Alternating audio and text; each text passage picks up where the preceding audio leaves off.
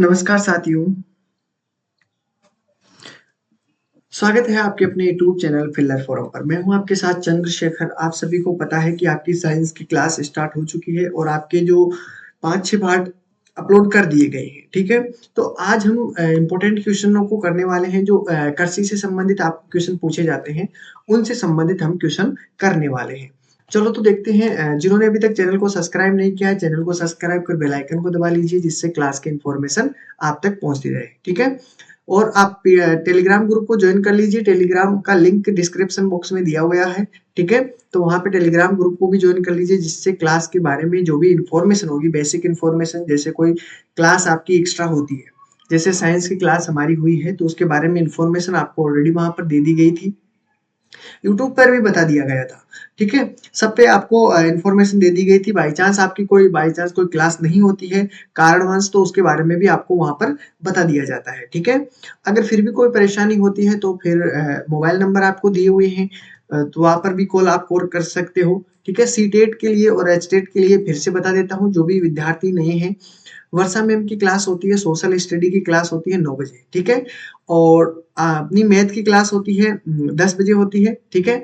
और 1 बजे आपकी इंग्लिश की क्लास होती है, 3 बजे आपकी सीडीपी की क्लास, और आपकी 6 बजे आपकी ईवीएस की क्लास, और 10 बजे आपकी हिंदी की क्लास होती है। तो ये क्लासें थी आपकी जो आपकी चल रही है सिलेबस के अकॉर्डिंग, ठीक है? जैसे आपका सिलेबस भी कवर होता जा रहा है। यहाँ पर देखिए सीटेट के फर्स्ट और सेकंड दोनों पेपर एकदम क्लियर करवाए जाते हैं। बिंदास हो जाइए, ठीक है? लेकिन मेहनत आपको करनी पड़ेगी, मेहनत आपकी डबल ट्रिपल हो जाएगी, ठीक है? तो देखिए शुरू करते हैं आज आपका सीटेट साइंस पार्ट 7। कोशिश ऐसा समझना, ठीक है, कि क्वेश्चन पूरा मैं आपको विश्लेषण पूरा हर चीज के बारे में इंफॉर्मेशन देते हुए चलूंगा, ठीक है? तो जो भी आपको कोई क्वेरी प्रश्नों में दिक्कत आती है तो जरूर पूछिएगा। देखिए क्वेश्चन पहला ध्यान से देखिएगा। जब एक ही किस्म के पौधे किसी स्थान पर बड़े पैमाने पर नियमित रूप से उगाए जाते हैं, उसे हम क्या कहते हैं? उसे क्या कहते हैं? अनाज कहते हैं, ठीक है? फसल कहते हैं, कृषि कहते हैं, या खेती कहते हैं, ठीक है? तो ये चीजें आपको ध्यान में रखते हुए चलनी है। देखो शब्दों को समझते हुए चलना है। अगर साइंस में शब्दों को पकड़ लिया आपने तो आपको परिभाषाएं याद करने में बहुत आसानी होती है। एक जो शब्द है अगर उसको आपने पकड़ा है तो आप पूरी वर्णन कर सकते हो उस चीज के बारे में। साइंस में यही एक खास बात है, ठीक है? तो देखो इसमें कहा गया है कि एक बड़े पैमाने पर अनाज बोया जाता है क्या? क्यों दाल नहीं बो सकते क्या? ठीक है? तो बड़े पैमाने पर अनाज तो आपका नहीं, आंसर नहीं होगा। क्यों? अनाज में तो बहुत सारी चीजें आती है। चलो कोई बात नहीं। तो किसी स्थान पर बड़े पैमाने पर नियमित रूप से किए जाने वाले या उगाए जाने वाले उसे क्या कहते हैं? तो आपका राइट आंसर क्या होना चाहिए इसमें? इसमें देखो सोचना है पहले आपको। मैं ज्यादा टाइम नहीं दे सकता क्योंकि क्वेश्चन बहुत सारे हैं, ठीक है? समझाना भी है। तो हम 10 सेकंड का टाइम लेकर चलेंगे। क्वेश्चन को पढ़ने के बाद में 10 सेकंड में आपको आंसर देना होगा, सोचना होगा। बस इतना सा सोचना होगा कि आपका आंसर क्या है, क्या नहीं है, ठीक है? आंसर मैं बताऊंगा आपको, घबराने की बात नहीं। उससे रिलेटेड भी मैं चीजें बताऊंगा, ठीक है? आपको ध्यान रखना है। तो आपको इसका राइट आंसर क्या हो जाएगा? फसल। फसल का मतलब ये होता है कि कोई भी एक निश्चित आपको जैसे बीज है, तो उस निश्चित बीज को एक बड़े पैमाने पर बोया जाना क्या कहलाता है? फसल कहलाता है। जैसे गेहूं है, बाजरा है, जो भी एक बड़े पैमाने पर हमने बो दिया है, बड़े पैमाने पर नियमित रूप से हर बार बोया जाता है, ठीक है? तो वो क्या हो जाता है? आपका कृषि कहलाता है या फसल कहलाया जाता है, ठीक है? एग्रीकल्चर की बात करते हैं। कृषि, इस कृषि के अंदर बहुत सारी चीजें आती है। कृषि जो एग्रीकल्चर से संबंधित होता है, कृषि से संबंधित जितनी भी काम होते हैं, खरीफ रबी जो भी होता है, वो सभी इसी के अंदर आ जाते हैं।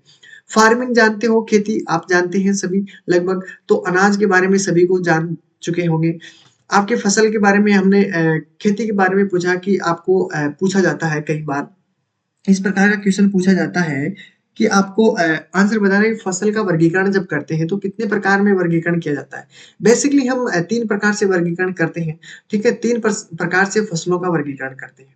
फसल का 3 प्रकार से वर्गीकरण करते हैं। पहला हम मान सकते हैं खरीफ की फसल।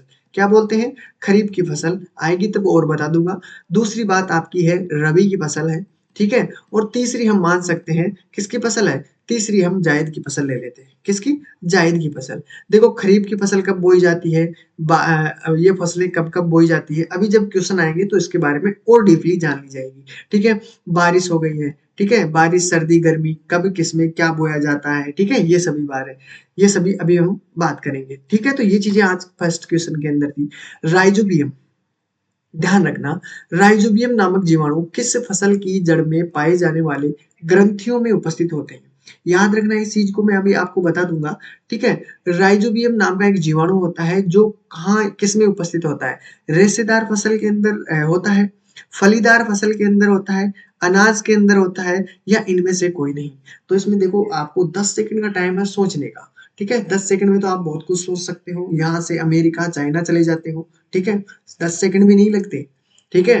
बिल्कुल मन इतना चंचल है कि पूछो मत, सेकंडों में क्या पता कहाँ कहाँ घूम के चला आता है।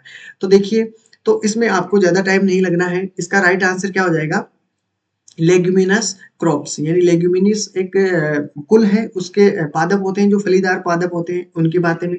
तो लेग्यूमिनस एक संघ भी होता है, ठीक है। तो इसमें फलीदार फसल होती है, जिसमें फलीदार क्रॉप्स होती है, जिसमें फलीदार, जैसे हमने चना रख दिया, ठीक है, चना है, ठीक है, मूंग है। तो इन सभी में क्या है, ये फलीदार है। और फलीदार है तो क्या होता है कि जब भी हम इनको काटते हैं तो हम क्या करते हैं, इनको जैसे फसल लगी हुई है चने की, तो इसकी जड़ों में क्या होती है, गांठें बनी होती है, गांठें बनी होती है। इसमें क्या होता है कि जो इनमें राइजोबियम जीवाणु होता है जो फसल को उपजाऊ बनाने में मदद करता है। तो कभी भी देखना कि आपको जब जैसे चना हो गए, मूंग हो गए, तो उसे उपाड़ते नहीं है, उखाड़ते नहीं है उसको, उसको क्या करते हैं, काटते हैं। ज्यादातर हम काटते हैं, ठीक है। क्यों, क्योंकि ये जो आपके पास नीचे जो गांठें बनी हुई है वो जमीन को उपजाऊ बनाने में मदद करती है, ठीक है। तो जैसे भी कोई भी फली की चीज आ जाती है तो राइजोबियम जीवाणु उसमें उपस्थित होता है दोस्तों, ठीक है। ये जड़ों में पाई जाने वाली ग्रंथियों में उपस्थित होते हैं, जो गांठें होती है उनमें उपस्थित होते हैं राइजोबियम नामक जीवाणु, ठीक है। तो ये चीज भी आपको याद रखनी है, कौन सा जीवाणु होता है, तो राइजोबियम जीवाणु याद रख सकते हैं। उल्टा क्वेश्चन भी पूछ सकते हैं कि फलीदार फसल की जड़ों में पाई जाने वाली ग्रंथियों में उपस्थित क्या होते हैं, जीवाणु होते हैं, बैक्टीरिया होते हैं, वायरस होते हैं, वो क्या होते हैं। तो आपको बताना है राइजोबियम जीवाणु ऑप्शन के अकॉर्डिंग, ठीक है। तो ये थे अपना राइट आंसर इसमें हो चुका है।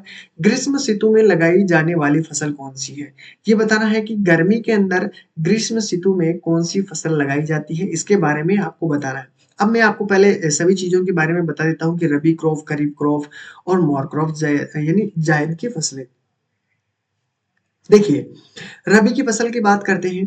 रबी की फसल हमेशा याद रखना शीत ऋतु में बोई जाती है। किस ऋतु में, शीत ऋतु में, ठीक है, शीत में, शीत ऋतु में आपको बोई जाती है। अगर इसकी बात करें तो सर्दी बोल सकते हैं, इसे क्या बोलते हैं, सर्दी में। और सर्दी में बोई जाती है, मतलब सितंबर के करीब बोई जाती है, ठीक है। सितंबर अक्टूबर के करीब बोई जाती है, लेट सेट चलता रहता है इनमें, ठीक है। 10-15 दिन का लेट बोई जाती है, लेट काटी जा सकती है कभी कभार, ठीक है। तो सर्दी में देखो, इसमें क्वेश्चन किस प्रकार बन सकते हैं, ग्रीष्म ऋतु में पूछा है इसने, तो आपको इसमें पूछा है, पहले समझ लीजिए। रबी की फसल के बारे में जान लेते हैं। रबी की फसल के बारे में जान लो पहले आसानी से। शीत ऋतु में बोई जाती है, यानी कि सर्दी बोल सकते हैं। अगर फिर भी महीना पूछे तो सितंबर अक्टूबर ऑप्शन में दिया होता है, चाहे सितंबर दिया हो अक्टूबर पूछा जाता है। ये तो बोई जाती है, ठीक है। अब काटी कब जाती है, पूछा ये भी जा सकता है कि काटी कब जा सकती है। तो काटी कब जाएगी दोस्तों, काटी आपकी जाती है मार्च के करीब। मार्च में काट लिया जाता है, लगभग लगभग मार्च में काट ही लिया जाता है, ठीक है। ओके, चलो मार्च में काट लिया जाता है। अब ये बात आपको कंफ्यूजन करती है कि सर ये तो चलता है, हम इसमें कवर कर लेंगे, लेकिन आप इसको बताइए कि जब ये शब्द पूछता है, जैसे हम याद कर लेते हैं सर कि क्या से क्या हो रहा है, लेकिन हमें ये याद नहीं रहता कि ये कौन सी फसल है। तो देखिए बात ऐसी है, रबी की फसल में कितने शब्द हैं दोस्तों, दो शब्द हैं। दो से सिर्फ और सिर्फ एक ही शब्द याद रखना है आपको कि रबी रबी की फसलें कौन कौन सी है। सबसे पहले आपको दिमाग में आना चाहिए, इसमें दो शब्द है, गेहूं, गेहूं दिमाग में आना चाहिए। अब गेहूं के साथ में क्या बोया जाता है ये आपको पता है। गेहूं के साथ में आपका बोया जाता है क्या, जो भी बोया जा सकता है, ठीक है। तो रबी के साथ में जो हो गया, सरसों का पेड़ हो गया, ठीक है, सरसों का भी हो गया है। उसके बाद में अगर आपसे बात करूं, सरसों के बाद में हम आलू भी बो सकते हैं, ठीक है, आलू भी बो सकते हैं। मटर हो गया है आपका, ठीक है, चना भी बोते हैं, ठीक है, ठीक है। ये सभी क्या है, ये सभी आपके इसमें बोई जाती है रबी की फसल के अंदर। तो रबी की फसल जब भी आए तो आप ये बता सकते हो, ठीक है, ठीक है। तो ये थी आपकी कंप्लीट, याद रखना है आपको, ठीक है। अब आगे चलिए, आगे आ जाइए।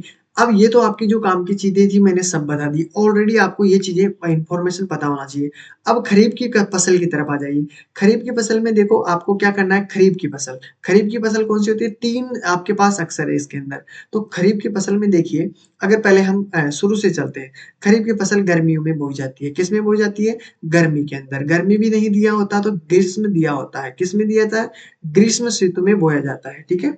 ऋतु में बोया जाता है और जाड़े के दिनों में यानी सर्दियों के टाइम इसे काट लिया जाता है, ठीक है? मतलब बोया कब जाता है, कि कब से कब बोया जाता है? अगर देखी जाए तो जुलाई अगस्त के करीब बोया जाता है। जुलाई में बोया जा सकता है, जुलाई अगस्त लेट सेट भी चलता है। जुलाई अगस्त के टाइम में बो लिया जाता है, ठीक है? जुलाई अगस्त के बाद में बात करते हैं इसे काटा कब जाता है, तो आप देखो इसको बोते हो जब सितंबर अक्टूबर में, तो इसमें क्या कहा जाता है कि सितंबर अक्टूबर में ही इसे काट लिया जाता है। यानी सितंबर और अक्टूबर इसी के बीच में इसे काट लिया जाता है और इसके काटने के बाद में ही ये शीत ऋतु में जो फसल बोई जाती है वो बो दी जाती है, ठीक है? ये चीज आपको पता होनी चाहिए। तो गर्मी शीत ऋतु एक ही बात है। जुलाई अगस्त के बीच में बोया जाता है। सितंबर अक्टूबर में ये काट ली जाती है, ठीक है? तो ये चीजें इंपॉर्टेंट थी। अब आप आ जाइए यहाँ पर कि इसमें कौन कौन सी फसलें होती है जो आपको याद रखनी चाहिए। उसमें देखिए सबसे पहले इसमें 3 शब्द दिए हुए हैं। 3 शब्द दिए हुए हैं और इसके अंदर 3 शब्दों में आपके पास कौन सा शब्द दिया हुआ है? बाजरा। क्या दिया हुआ है दोस्तों? इसमें बाजरा दिया हुआ है। दिया हुआ कि नहीं दिया हुआ? अगर नहीं भी दिया हुआ है तो बाजरा आपको याद रखना है। बाजरा देखो 3 शब्द है तो बाजरे में भी 3 शब्द है। क्या है? बाजरे में भी 3 शब्द है। अब बाजरे के बाद में आप क्या-क्या बोते हो साथ में? बाजरे के साथ ज्वार बोया जाता है, ठीक है? ज्वार के साथ में गँवार बोया जाता है। गँवार के बाद में अगर तिल भी बो सकते हो, ठीक है? तिल भी बो सकते हो। उसके बाद में अगर मूँगफली की बात करते हैं तो मूँगफली, ये ब कई बार पूछा गया क्वेश्चन है। तो मूँगफली भी आपके पास क्या है? मूँगफली भी आपकी इसमें बोई जाती है। धान की बात करते हैं, धान भी इसमें आ जाएगा, ठीक है? ज्वार की बात हो गई, बाजरे की बात हो गई, ठीक है? तो ये थे आपके इम्पोर्टेंट जो एग्ज़ाम में पूछे जाते हैं। मूँग हो गया, इसमें बहुत सारी है, तो याद रखना है इन चीज़ों को, ठीक है? तो गाँव के हैं वो तो इसमें प्रॉब्लम नहीं होगी, आसानी से याद कर पाएँगे। शहरों के थोड़ी प्रॉब्लम आएगी, वैसे कोई भी दिक्कत नहीं आएगी, आप भी जानते हो इतना साग तो गाँव के हैं, लगभग गाँव के ही रहते हैं। ठीक है? तो गाँव के अधिकतर अगर नहीं भी जानते तो शहर के भी ऐसे तो काम में लेते हो, गाँव में भी घूमने जाते ही हैं, ठीक है? तो ये हो जाते हैं आपको याद रख आसानी से याद हो जाते हैं, ठीक है? बाजरे का रोटी कब खाते हो भई? सर्दियों में। कब खाते हो? जब बाजरे को काट लिया जाता है तभी खाते हो ना? तो काट लेते हैं तभी खाते हैं, तो काटते कब हैं? सर्दियों में और काटते सर्दियों में यानी सितंबर, अक्टूबर में तो बोया कब जाता है? जुलाई, अगस्त में, ठीक है? तो इस प्रकार तो अनुमान लगा सकते हो ना? तो वैसा ही है, ठीक है? तो चलो एक चीज़ और आ गई। इसमें तो मैंने आपको इसके बारे में बताया पहले तो, ठीक है? इसके बारे में बता दिया रबी की फसल के बारे में और आपकी दूसरी फसल के बारे में मैंने इसके बारे में भी बता दिया है, खरीफ के बारे में।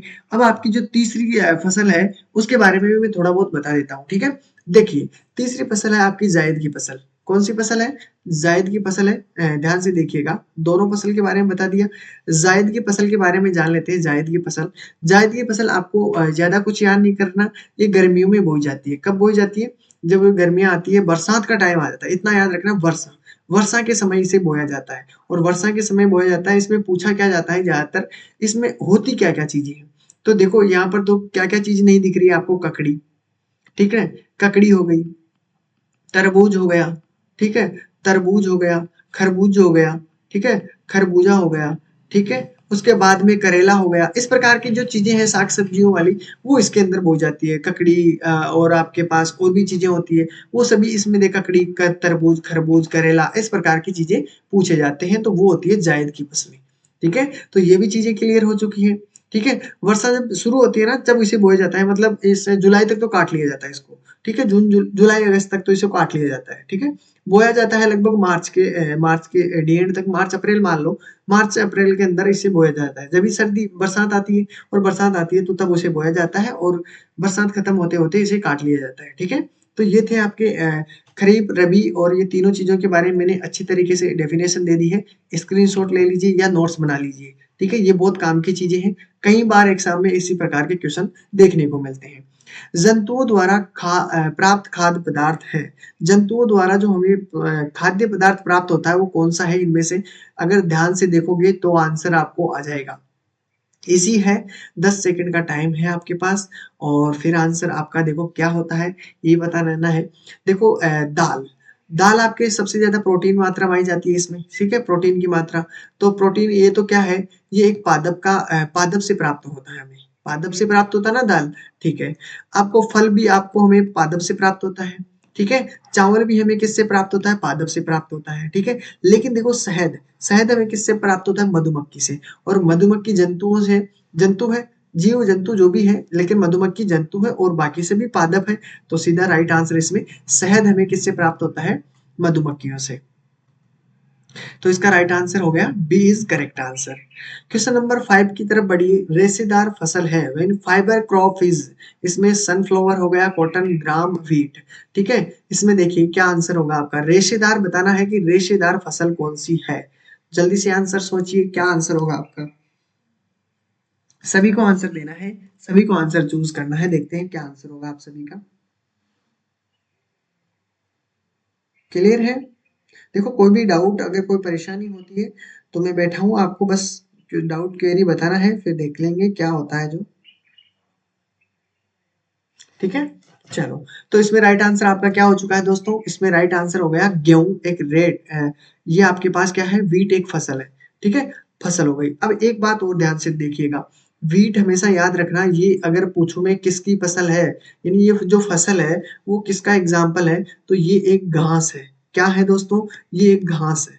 क्या है, ये घास है। अगर मैं पूछूं आपसे कि सबसे बड़ी घास कौन सी है, सबसे बड़ी घास कौन सी है, तो आप कंफ्यूजन में हो जाओगे कि सबसे बड़ी घास कौन सी है। तो मैंने आपको छोटे क्वेश्चन भी बताए थे, तब भी बताया था कि सबसे बड़ी घास कौन सी हो गई इसमें, सबसे बड़ी घास होती है आपकी कौन सी, आपको जो बांस होती है, बांस, ये आपकी सबसे बड़ी घास है। ग्रास, सबसे बड़ी ग्रास कौन सी है, बांस, याद रखना। ये भी आपको लगता होगा लकड़ी ये पेड़ है, लेकिन पेड़ नहीं, ये घास है, ठीक है। फसल चक्रण से मिट्टी की उर्वरकता, देखो बात ऐसी है, फसल चक्रण सिटी के होंगे वो कम समझ पाएंगे, लेकिन आपको फसल चक्रण के बारे में जब पढ़ते हैं तो आपको क्या कहते हैं कि फसल चक्री करके बोया जाता है। वो फसल को, जैसे मैंने अभी इस मौसम में ज्वार बो दिया है, ठीक है, इस मौसम में ज्वार बो दिया है, ठीक है। उसके बाद में फिर जो मौसम बीता है उसके बाद में आगे मान लो मैंने उसी खेत के अंदर गेहूं बो दिया है, उसी खेत में क्या किया है, गेहूं बो दिया गया उसी जगह जहां पर ज्वार थी, ठीक है। उसके बाद में फिर मैं गेहूं कटने के बाद में फिर क्या बोऊं, ज्वार बोऊंगा, तो वो फसल चक्रीकरण नहीं हुआ। उस ज्वार की जगह में क्या बोऊं, या तो मूंग, मूंग को बा देता हूँ, ठीक है, मूंग बा दिया। अब फिर चक्रीकरण किया, फिर मैंने गेहूं की जगह उस जगह क्या बाया है, जो बा दिया समझ लो। और जौ की जगह फिर मैं उसी खेत की बात कर रहा हूँ, दूसरे खेत की बात नहीं कर रहा, उसी जौ की जगह फिर मैं क्या कर सकता हूँ, वापिस ज्वार बा सकता हूँ, ठीक है। लेकिन फसल चक्रीकरण यही चक्कर चलता रहता है, यानी एक किस्म का स्थान पर दूसरी किस्म को बोना, ठीक है, आपको वो करना है। तो फसल चक्रीकरण से फायदा ये होता है कि मिट्टी की उर्वरक क्षमता बढ़ जाती है। क्या हो जाती है, मिट्टी की उर्वरक क्षमता बढ़ जाती है अगर आप फसल चक्रीकरण नहीं करते हो। देखिए, पहले मान लो कि हमने यहाँ पर ज्वार बाई इस खेत के अंदर, जो भी पोषक तत्व था ज्वार ने ले लिया है, ठीक है। अब फिर से वापस गेहूं बोया है, फिर गेहूं बोने के बाद में जो बचा कुचा है गेहूं ने ले लिया है, फिर अगर वही चीज बाएंगे तो जो बचा कुचा है वो तो आपका ज्वार ने एब्जॉर्ब कर लिया था, फिर गेहूं ने एब्जॉर्ब कर लिया। लेकिन अगर फसल चक्रीकरण नहीं करेंगे तो आपके पास में जो मिट्टी है वो उसी प्रकार की जो पहले थी उसी प्रकार की बनी रहेगी, जिससे आपको क्या है कि उसमें फसल में हो सकता है कि नुकसान भी भुगतना पड़े। तो आपको फसल चक्रीकरण सबसे बेस्ट बताया जाता है कि फसल चक्रीकरण के बोया जाता है, क्योंकि वहां की उर्वरक क्षमता आपकी बढ़ जाती है। तो आपकी उर्वरक क्षमता फसल चक्रीकरण से क्या होती है, बढ़ जाती है, ठीक है। तो इसमें राइट आंसर क्या हो जाएगा, बढ़ जाएगी, इंक्रीज हो जाएगी। 7 देखिए, मिट्टी को उलटने पलटने व पोला करने की प्रक्रिया क्या कहलाती है, ठीक है। निन्यानी कहलाती है, बुआई कहलाती है, शोविंग, पॉलिंग और इरिगेशन क्या होता है इसमें, ठीक है। तो इसमें देखो सिंचाई नहीं होगा, क्योंकि पोला करने की प्रक्रिया बताई जा रही है। पोला करने की प्रक्रिया को क्या जुताई कहा जाता है, या बुआई कहा जाता है, या निन्यानी कहा जाता है। जल्दी से बता दीजिए, जो भी आपका आंसर हो, सही सही आंसर दीजिए, जवाब दीजिए, जैसा भी आपका आंसर हो, आंसर देने की पूरी कोशिश करिएगा, ठीक है। किससे क्या होता है कि आपकी दिमाग की जो क्षमता है वो बढ़ जाती है, ठीक है। तो इसका राइट आंसर क्या हो जाता है, देखिए सारे ऑप्शन के अकॉर्डिंग भी बात करेंगे। जुताई, जुताई जानते हो क्या होता है, जब हम कृषि पद्धतियों के बारे में पढ़ते हैं, ठीक है, कृषि पद्धतियों के बारे में मैं आपको पढ़ाता हूँ, मान लो पद्धतियां, ठीक है। तो कृषि पद्धतियां क्या क्या होती है, जो किसान समय-समय पर कृषि के अंदर जो समयावधि के लिए प्रयोग करता है, प्रयोग का मतलब काम करता है। यानी कि किसान कृषि पद्धतियाँ क्या कहलाती है, किसान समय-समय पर जो कृषि के लिए कार्य करता है, वो कृषि पद्धतियाँ कहलाती है। जैसे मैंने आपको यहाँ पर कहा, सबसे पहले खेत में जाओगे, खेत में सफाई करोगे खेत की, तो ये कृषि पद्धतियों में गिनती आती है सफाई किया, ठीक है? सफाई के बाद में पहले खेत को देखा और उसमें बुआई की। बुआई करने से अब क्या होगा, बुआई करोगे खेती की, क्यों की बुआई? डायरेक्ट भी तो अनाज पटक सकते थे, लेकिन नहीं। क्यों? क्योंकि आपके जो बीज हैं, वो गहराई से नहीं जाएँगे, ठीक है? बीजों गहराई नहीं होगी, तो वो खड़ा नहीं हो पाएगा, ठीक है? तो पहले तो क्या करती है, ज़मीन को पोला करने में मदद करते हैं। यानी बुआई का काम क्या है, आपको क्या करता है, बुआई और जुताई। सबसे ज़्यादा इम्पोर्टेंट होगा जुताई, ठीक है? यानी कि जुताई जो भी काम होगा, जुताई होगी पहले तो, क्योंकि देखो बुआई तो बाद में होती है, सबसे पहला काम होता है जुताई करना, ठीक है? मान लो कि जुताई कर दिया, यानी ज़मीन को पोला कर दिया, ठीक है? जुताई करने के बाद में क्या किया जाता है, या तो हम बीज को क्या करते हैं, बीज होता है जो बुआई के टाइम हम काम में लेते हैं। जैसे कोई भी जुताई तो हमें निकाल दिया। सबसे पहले नॉर्मल होता है जिस समय हम बीज नहीं डालते, ठीक है? क्या नहीं करते? बीज नहीं डाला है, बस सीधा ओनली ज़मीन को पोला किया गया है, यानी जुताई की गई है, ठीक है? अब उसके बाद बुआई करना है, बुआई का मतलब बीज डालते हैं। उस जुताई करने के बाद में हम जो बुआई करते हैं, बुआई के टाइम, तो आप उसमें क्या कर रहे हो? बीज डाल रहे हो, उसका मतलब होता है बुआई। देखिए बुआई और जुताई में दोनों में फ़र्क समझना। देखो जुताई में क्या होता है, ज़मीन को पोला किया जाता है सिर्फ़ और सिर्फ़, ठीक है? बुआई में किया जाता है, ज़मीन को पोला करने के साथ ही बीज डाला जाता है, ठीक है? तो दोनों का अंतर समझने की कोशिश करना। सिंचाई हो गया, निराई क्या होता है? निराई क्या होता है? वीडिंग क्या होता है? वीडिंग आपका वो होता है जो आप फसल बोते हो, उस फसल के अंदर अवांछित जो पौधे उग जाते हैं, अवांछित पौधे जैसे खरपतवार उग जाती है, उस खरपतवार को हटाने के लिए जो काम किया जाता है, उसे क्या कहा जाता है? वीडिंग या निनाई कहलाता है, ठीक है? यानी खरपतवार को, यानी जो अवांछित पौधे होते हैं, उन अवांछित पौधों को हटाने के लिए जो काम किया जाता है, ठीक है? उसे हम बोलते हैं निनाई, ठीक है? वीडिंग जिसे हम बोलते हैं, इंग्लिश में वीडिंग होता है, निराई इसमें हिंदी में होता है। ठीक है? तो ये थे आपके क्लियर 7 क्वेश्चन। दोनों आगे देखिए, दानों को भूसे से अलग करना क्या कहलाता है? बहुत ईज़ी हो जाएगा। देखो निराई मैंने समझा दिया है। कटाई जैसे कोई भी चीज़ होती है, जैसे फसल बोई हुई है, अब वो पक चुकी है तो उसे हम काट दिया जाता है, तो ये होता है हार्वेस्टिंग, ठीक है? भूसे को अलग करना क्या कहलाता है?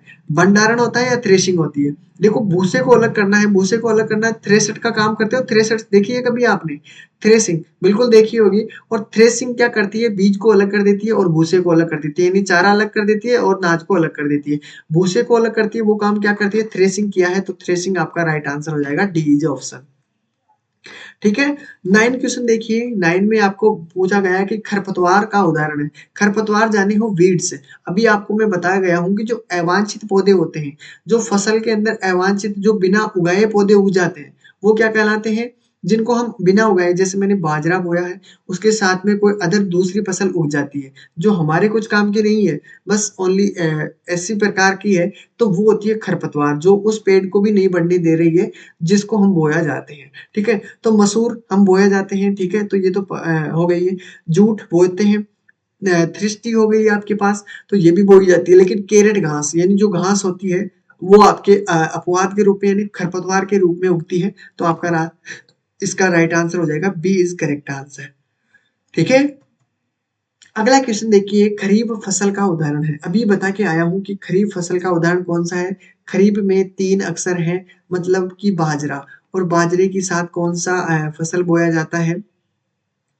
बाजरे के साथ आपको पता होगा कि कौन सी फसल बोई जाती है, गेहूं, आलू, ठीक है? ये फसल तो हमने वहां पर बोई थी। तो धान आपका क्या होगा? राइट आंसर क्या हो जाएगा इसमें? D is correct answer. ठीक है? तो खरीफ के लिए पूछा गया, खरीफ का फसल का कौन सा उदाहरण है? तो सोयाबीन आपका करेक्ट आंसर हो जाएगा। ठीक है? तो इसका राइट आंसर कितना हो जाएगा? D is correct answer. ठीक है? कोई भी क्वेरी हो, प्रॉब्लम हो तो पूछ सकता है, कोई भी अगर कोई डाउट हो। ठीक है? चलो तो इसके बारे में जान लेते हैं। फसल में अनाजों को अलग करने की प्रक्रिया को क्या कहा जाता है? इतना सा बताना है कि फसल में जो अनाजों को अलग करने की जो प्रक्रिया है, उसे क्या कहा जाता है, वो बताना है। फसल को अनाज से अलग करना। अभी हम हार्वेस्टिंग के बारे में बात कर रहे थे, भंडारण की बात कर रहे थे। भंडारण तो जानते होंगे ना? भंडारण। तो बिल्कुल अनाज के अलग करने की प्रक्रिया क्या कहलाती है? तो याद रखना दोस्तों, धोनी जिसे हम रेजमेरी भी बोलते हैं, ठीक है। फसल को अनाज से अलग करने की प्रक्रिया क्या कहलाती है? रोजमेरी, जो थ्रेसिंग से काम होता है अपना, ठीक है। भंडारण होता है स्टोरेज, जहाँ पे हम जैसे कोई भी हमने अनाज निकाला है और वो सभी अनाज को निकाला के एक जगह इकट्ठा किया जाता है जहाँ पर हम स्टोर किया जा सकते हैं, वो होता है भंडारण, ठीक है। तो भंडारण हो गया। कटाई यानी पकने के बाद में अगर हम उसे काटते हैं तो वो होता है आपकी कटाई, हार्वेस्टिंग, ठीक है। 12 में देखिए, ऋतु के आधार पर निम्न में से कौन सा फसल सबसे कम प्रचलित है? जो कम प्रचलित है उसके बारे में बताना है, ठीक है। तो कम प्रचलित कौन से है? शरीफ है, रबी है, जायद है या मिश्रित फसल है? इसमें से कौन सी फसल ऐसी है जो प्रचलित कम है? ठीक है, तो इसमें डी ऑप्शन, मिश्रित फसलें हैं जो कम प्रचलित है, वो होती है मिक्स्ड क्रॉपिंग, ठीक है। और आपकी एक व्यापारिक फसल भी होती है। व्यापारिक फसलें जानते हो क्या होती है? व्यापारिक फसलें होती है वे फसलें जिनसे हम व्यापार करते हैं, जैसे जूट हो गया, ठीक है, चाय हो गई है, फसल तो ये भी है, लेकिन ये कौन सी फसलें हैं दोस्तों? व्यापारिक फसलें हैं। कॉफी हो गया, तो ये कौन सी फसलें हैं? ये आपके पास ये फसलें हैं, जूट है, ठीक है, कपास हो गई है, तो ये व्यापारिक फसलें भी है, ठीक है। ये भी चीजें आपको याद रखनी है, फसलें तो है ना ये भी, इसलिए। तो ये व्यापारिक फसलें जिससे हम व्यापार करते हैं। खरपतवार का उदाहरण है, सबसे इंटरेस्टिंग चीज है खरपतवार का एग्जाम्पल। मैंने एग्जाम्पल में देखा था कि आईएएस आरएस के जो पेपर होते हैं उसमें भी इस प्रकार का क्वेश्चन पूछा गया है खरपतवार से संबंधित, ठीक है। खरपतवार से संबंधित क्वेश्चन था, तो वही तो आपको याद रखना है कि तो खरपतवार इजी क्वेश्चन नहीं है, इंटरेस्टिंग क्वेश्चन खरपतवार है। जो हम फसल बोते हैं उसमें अवांछित जो पौधे उगते हैं वो खरपतवार होती है, ठीक है। ये चीज आपको याद रखना है, और वो क्या होती है? घास। इंटरेस्टिंग क्वेश्चन था, इसमें right answer B is correct answer, ठीक है। 14 देखिए, जंतुओं द्वारा प्राप्त खाद्य पदार्थ, जो हमने अच्छी तरीके से पहले ही देख लिया था, इसमें तो B answer is correct answer हो चुका था, ठीक है। अगले क्वेश्चन की तरफ बढ़ते हैं 15 में। निम्न में से कौन सा फलदार फसल है? फलदार का मतलब समझते हो, जिसमें फल लगता है, ठीक है, वो बताना है। अब देखो, आपके फल तो सभी में है, लेकिन अगर आपने ध्यान से सुना होगा, समझा होगा, तो मैंने आपको कुछ चीजें बताई है जो आपके काम में आएगी, ठीक है। जैसे मैंने गेहूं के बारे में बताया, गेहूं क्या है? घास है। क्या है दोस्तों? घास है। तो जब गेहूं घास है तो धान भी घास की टाइप का ही होगा, ज्वार भी आपके पास उसी प्रकार की होगी। लेकिन नेमन, यानी आपने देखा होगा कभी भी नींबू का वृक्ष, ठीक है, पेड़ गुच्छा सा होता है, ठीक है, तो वो फलदार वृक्ष है। फलदार तो ये, इसका मतलब ये नहीं है कि ये फल नहीं देते हैं, अनाज तो देते हैं, ये सभी अनाज है। क्या है ये सभी? ये अनाज है। उसने पूछा है कि फल के बारे में, तो वो हो जाएगा फलदार नींबू। अगर वो पूछता है कि फलदार नहीं है, तो आपको ये तीनों ही आंसर सही हो जाते हैं, ये अनाज है, ठीक है। हाँ बिल्कुल, तो ए इज करेक्ट आंसर। 16 की तरफ बढ़िए, 16 का आंसर देने की कोशिश कीजिए। विकल्प में कौन सा सिंचाई के लिए जल का स्रोत नहीं है? क्या सिंचाई का स्रोत नहीं है, वो बताना है आपको। क्या इसमें से, इनमें से कौन सा सिंचाई का स्रोत नहीं है, वो देखना है। तो क्या इसमें सिंचाई का स्रोत नहीं है, उसके बारे में बताना है। साइफन, तालाब, नदी, सभी। क्या होना चाहिए इसका राइट आंसर? सभी को देना है आंसर।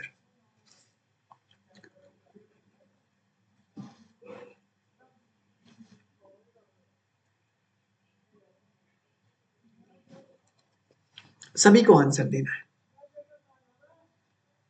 ठीक है। निम्न में से कौन सा विकल्प जल का स्रोत नहीं है? साइफन, तालाब होता है कि नहीं? नदी होता है कि नहीं? सभी होते हैं कि नहीं? बिल्कुल होते हैं, तो इसमें D is correct answer. All of. Siphon हो गया है, तालाब हो गया है और रिवर हो गया है, ये सभी क्या है? सिंचाई के इस प्रमुख साधन है, जिसे हम काम में भी लेते हैं हर बार, ठीक है। अब देखिए अगला क्वेश्चन 17, रेशेदार फसल है। रेशेदार फसल कौन सी है? Fibre crops. सूर्यमुखी, अभी हम पढ़ के भी आए थे, कॉटन हो गया है, चना हो गया है, व्हीट हो गया है, तो इसमें राइट आंसर आप सभी को पता चल गया होगा, डी इज करेक्ट आंसर। रेशेदार, रेशेदार तो आपका कॉटन हो चुका है, वहां पर कॉटन नहीं था ना, इसलिए। तो इसमें करेक्ट आंसर आपका कॉटन हो गया है, ठीक है। वर्मी कंपोस्ट से क्या प्रयोग में आता है? वर्मी कंपोस्ट जानते हो, वो क्या प्रयोग में आता है, वो ध्यान रखना है। तो इसमें क्या प्रयोग में आता है? वर्मी कंपोस्ट जानते हो?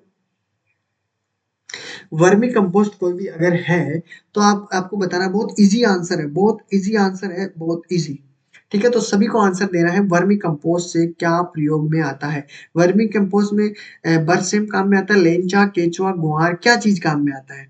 देखो सभी को आंसर देना है। इंटरेस्टिंग क्वेश्चन है कि वर्मी कंपोस्ट क्या है। ठीक है,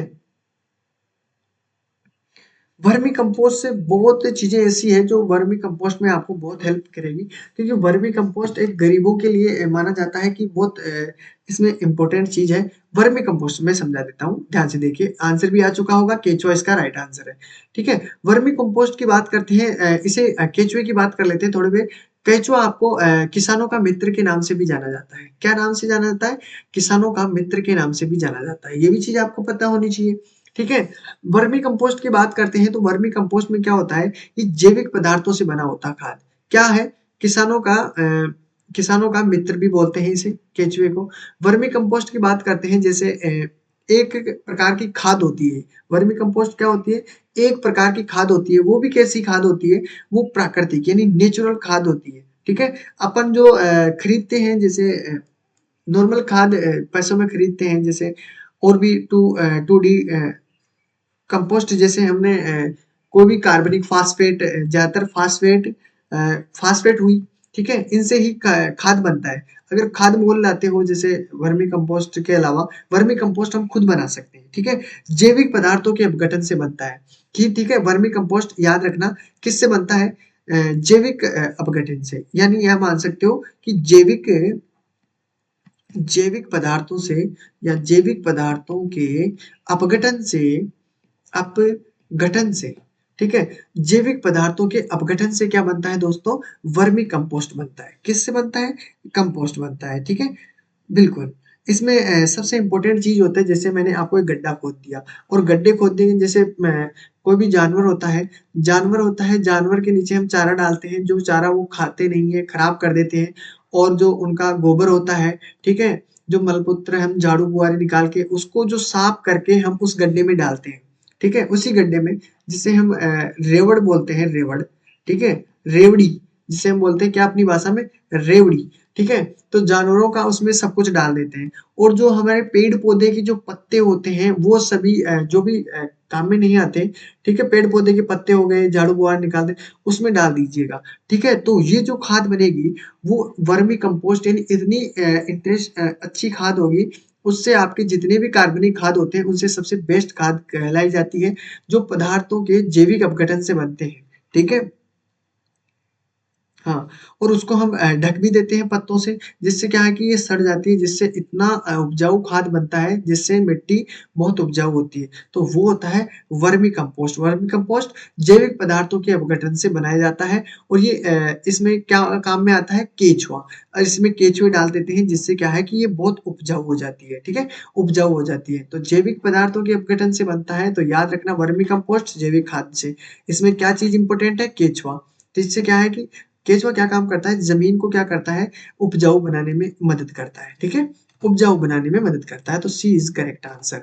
ठीक है, अब आगे देखिए, आपके पास आंसर मिल चुका होगा। फसल चक्रण में मिट्टी की उर्वरकता क्या होती है? बढ़ जाती है साथियों। क्वेश्चन रिपीट हो रहा है क्या? क्वेश्चन रिपीट हुए हैं 2-3।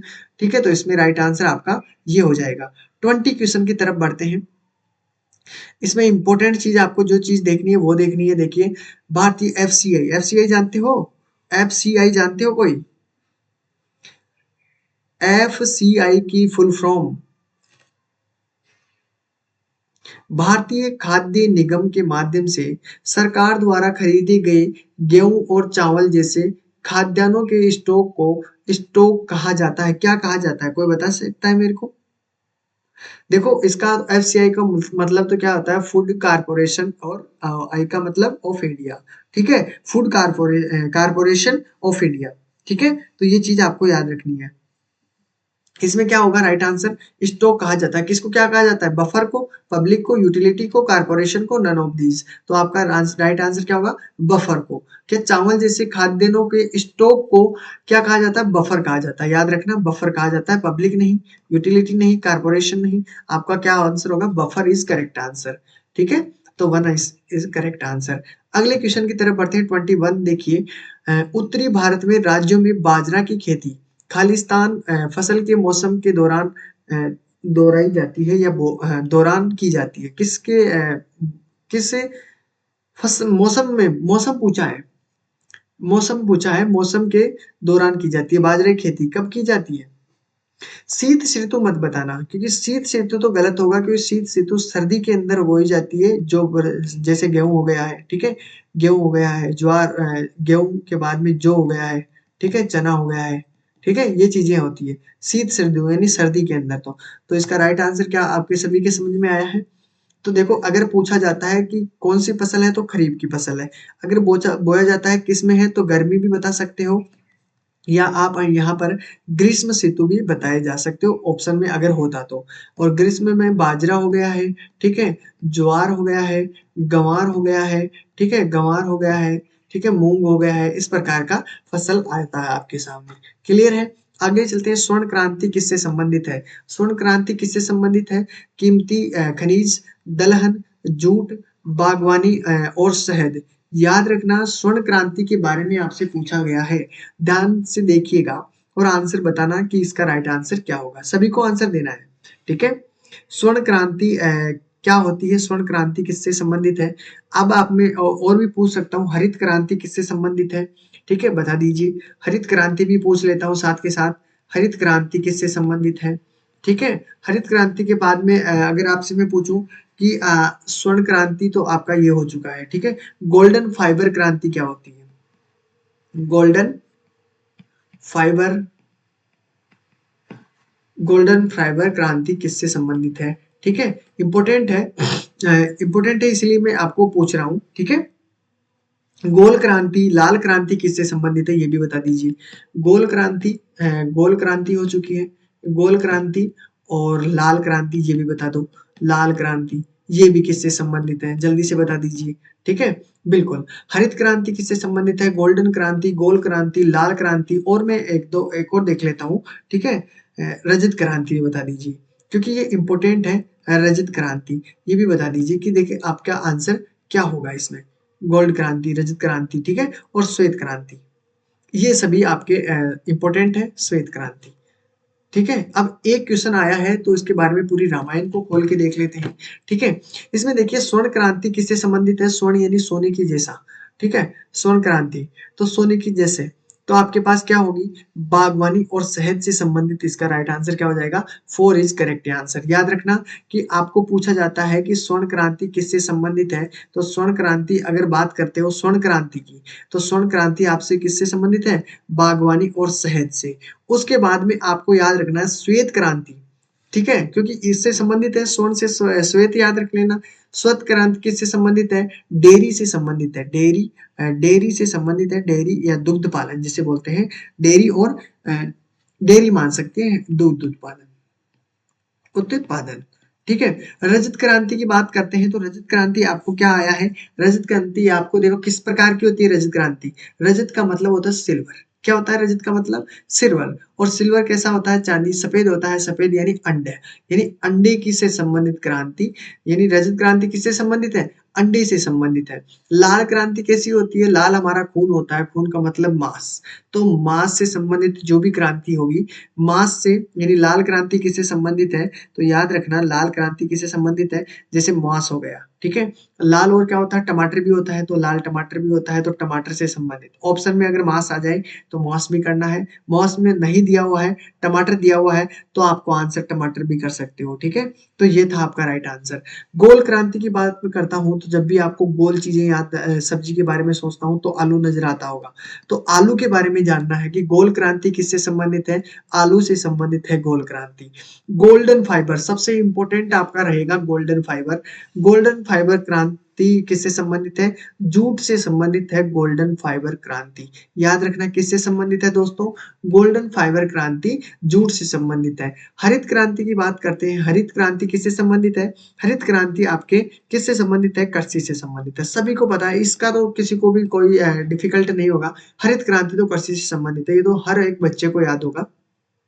तो ये थी इंपॉर्टेंट चीजें थी, साथ में जो क्रांतियां थी वो भी मैंने आपको बता दी है, ठीक है। तो इसका राइट आंसर सभी के सामने है। उर्वरकों में क्रांति का संबंध किससे है? उर्वरक जो होते हैं उसमें गुलाबी, स्वर्ण, काला, धूसर, इसके बारे में बताना है कि इसमें जो क्रांतियाँ होती है, ठीक है, वो किससे संबंधित है, ठीक है? गुलाबी क्रांति, ठीक है, नीली क्रांति, काली क्रांति, ये सभी को बताना है, ठीक है? देखिए, तो सोचिए पहले तो उर्वरक क्रांति का संबंध किससे है, ठीक है? हाँ, बिल्कुल।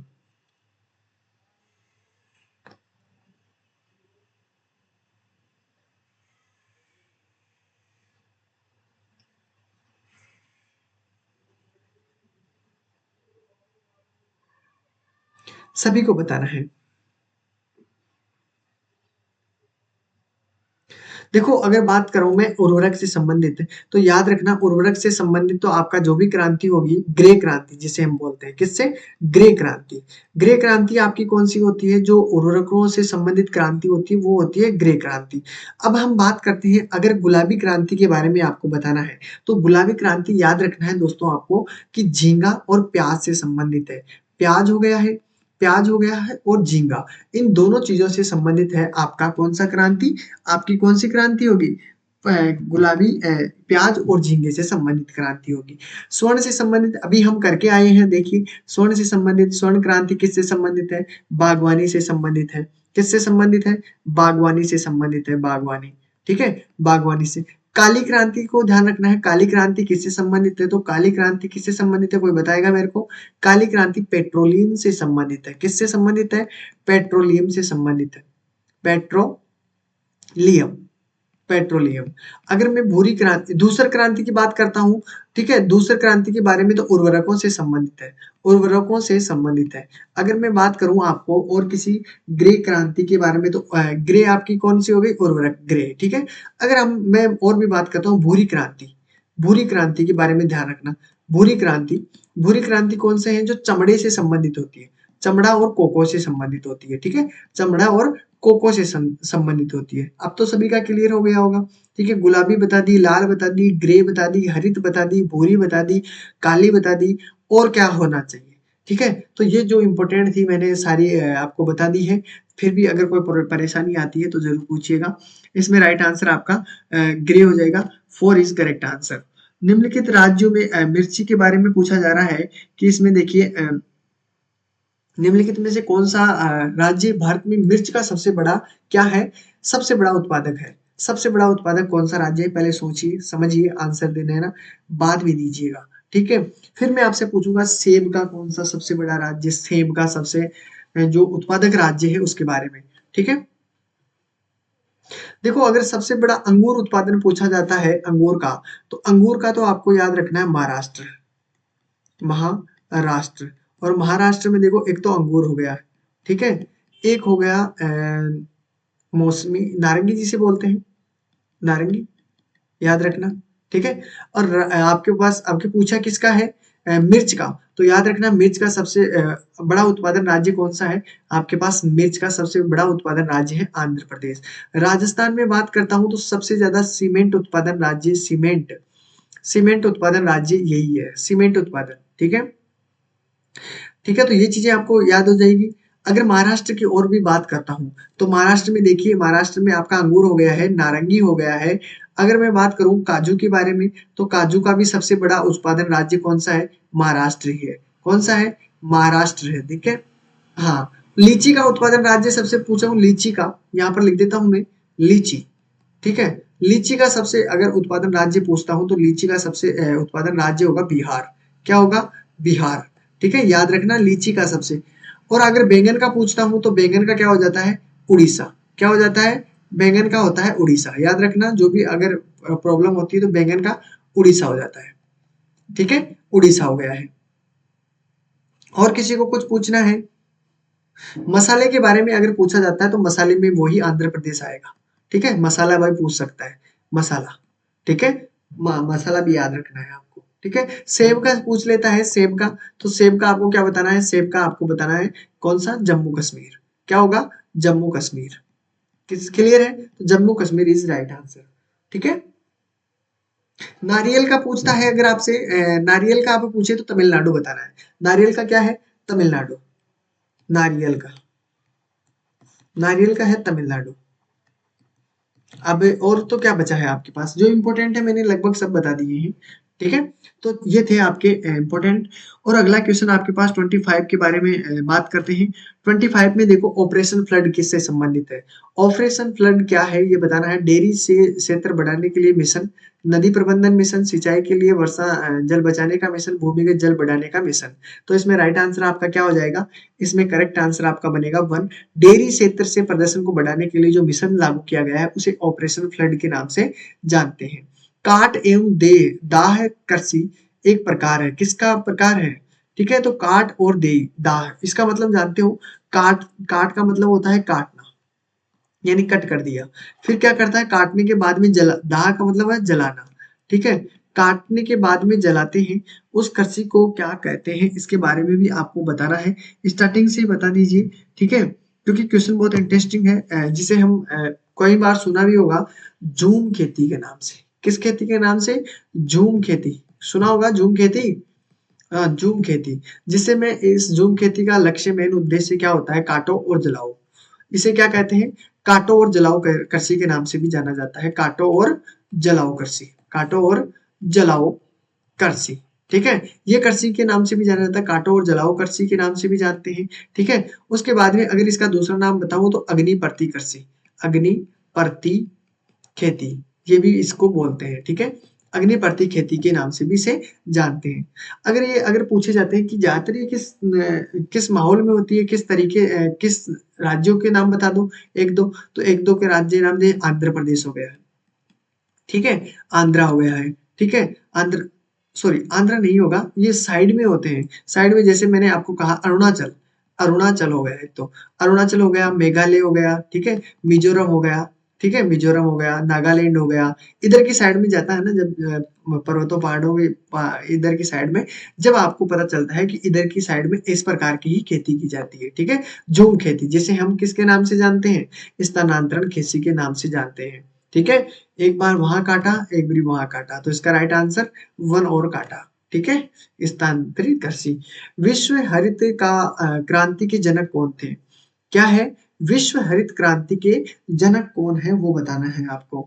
तो विश्व हरित क्रांति के जनक कौन थे दोस्तों? सभी को पता है, बिल्कुल सभी को पता है, C is correct answer, Norman Borlaug विश्व हरित क्रांति के जनक माने जाते हैं। ठीक है, तो ये थे 25 क्वेश्चन, मैंने 2 एक्स्ट्रा क्वेश्चन और बता दिए हैं आपको। ठीक है, बाकी पूरे क्वेश्चन मैंने आपको कवर करवा दिए हैं।